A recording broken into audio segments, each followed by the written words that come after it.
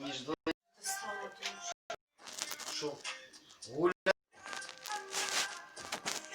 Блядь, а що їй дали? У меня почерек, блядь, он, сука, замороженный, блядь.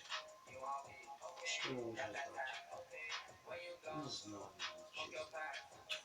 Это уже и блох подхватило, блин, капец, ты так на раньше не чесалась. Наши так хорошо блохи ушли, но все равно еще надо разочек Она делать. видна от вот этой, ну, собаки, поняла, нашей, вот этой подъездной. Она подхватила. Не обязательно от нее нашла. Че, реально бабки? Кажется, скоро Максим